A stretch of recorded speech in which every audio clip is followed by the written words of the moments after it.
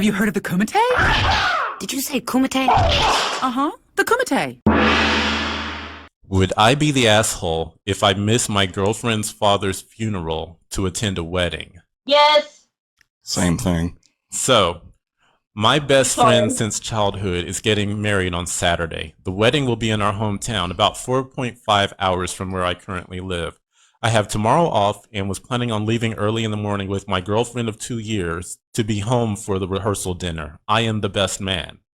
My girlfriend's father had a sudden heart attack on Tuesday and unfortunately passed away yesterday morning. I was upset because I had become somewhat close with him. My girlfriend is obviously devastated. I had barely slept the last 2 days, doing my best to be there for her. My boss luckily allowed me to take the rest of the week off to be with her and her family. Here's the issue.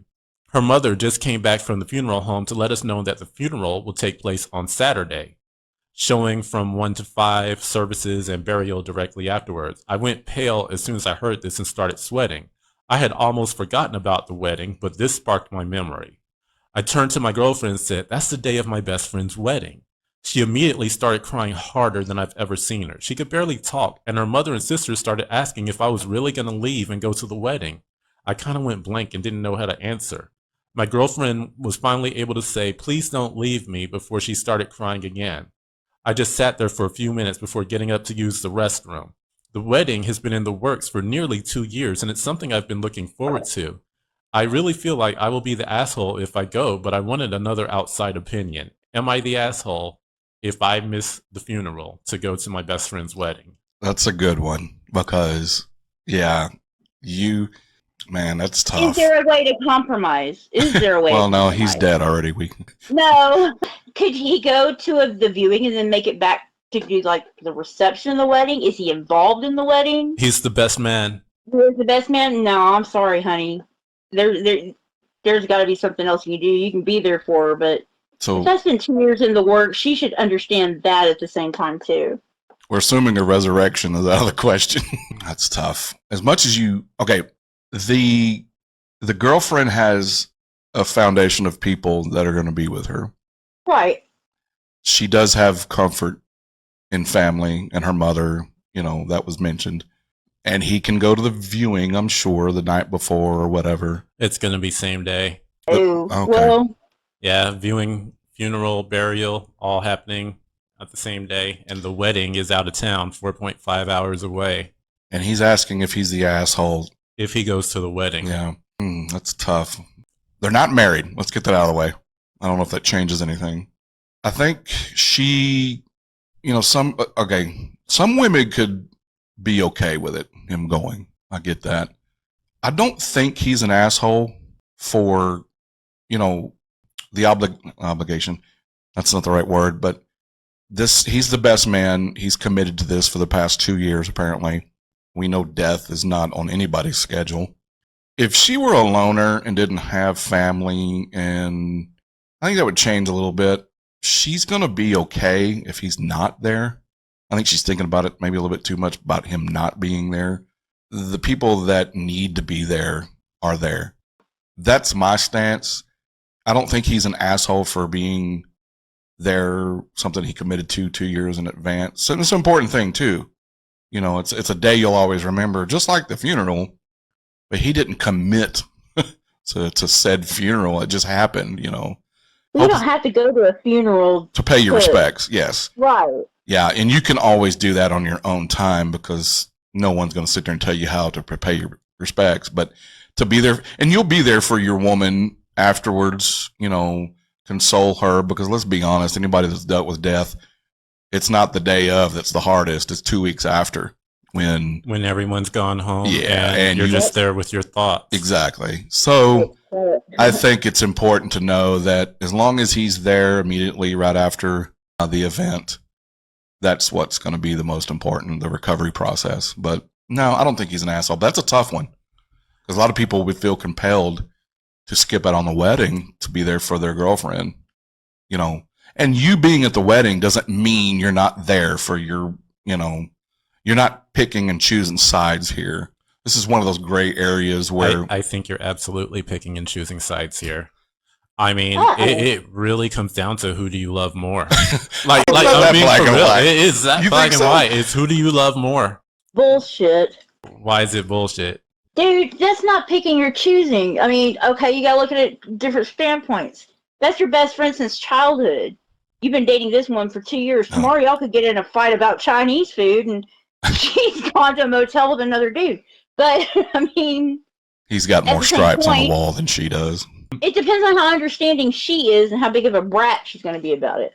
I mean, what would you do, Mike? Look, if this is my girl and she is absolutely, utterly devastated and she 100% needs me at that moment, and I think that if this is a relationship where I'm 100% serious and committed and I'm seeing her as the person that I want to spend the rest of my life with. We didn't venture down that though.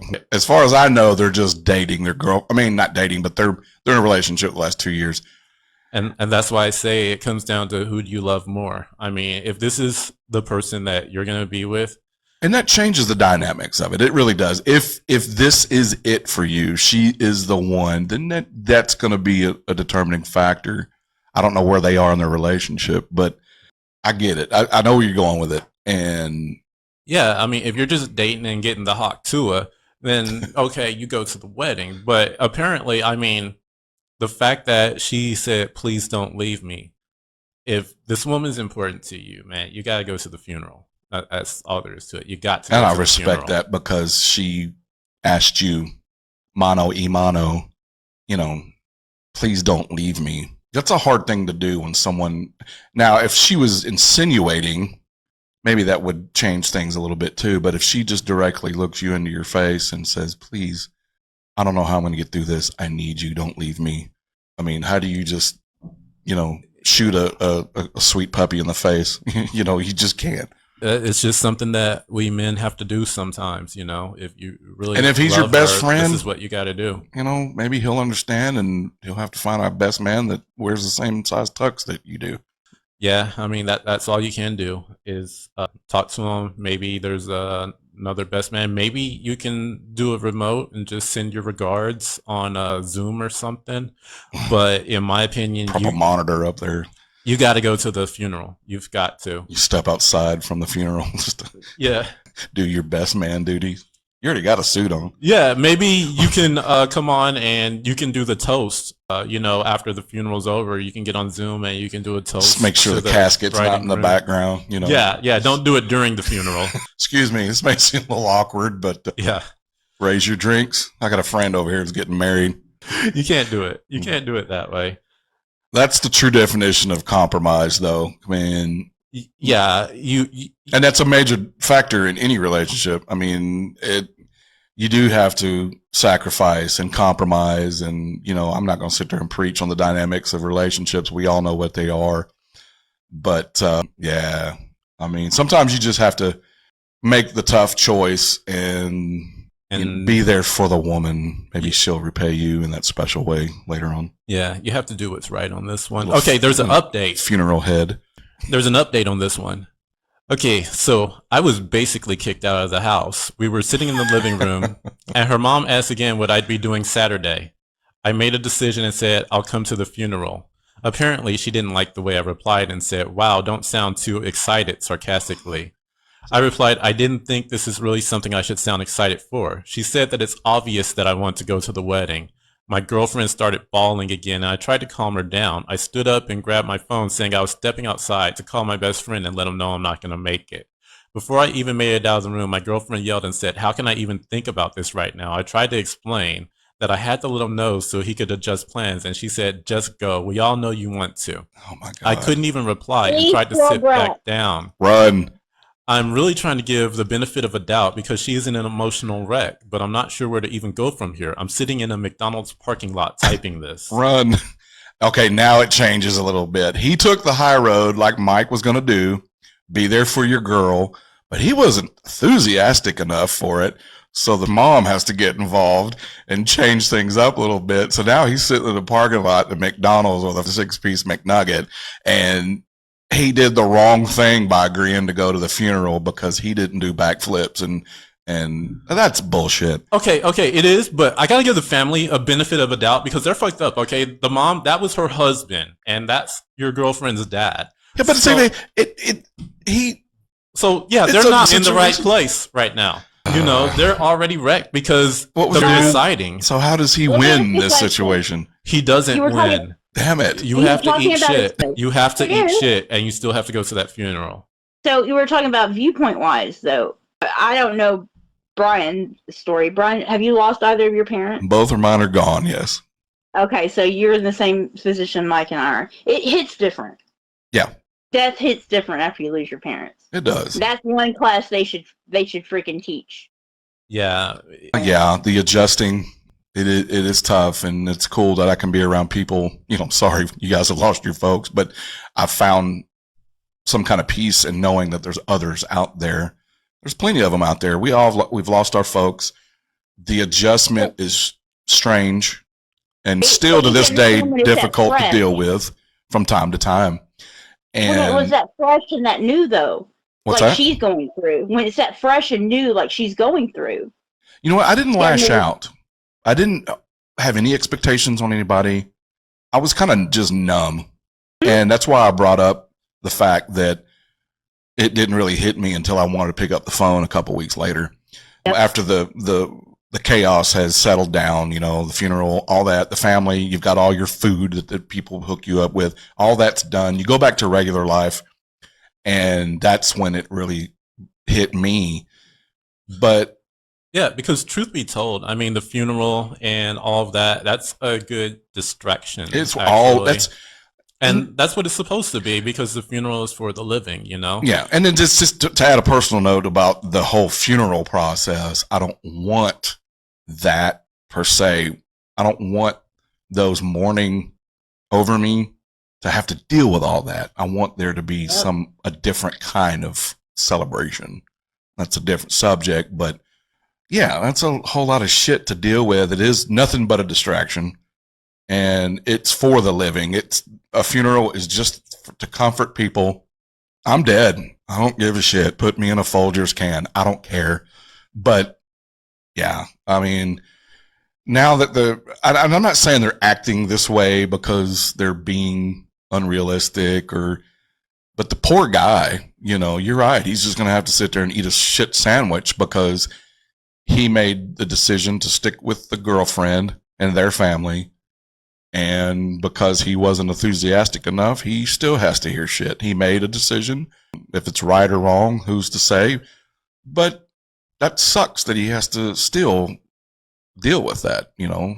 He's going to be there for them. Oh, fuck your gesture. You didn't do it with a smile.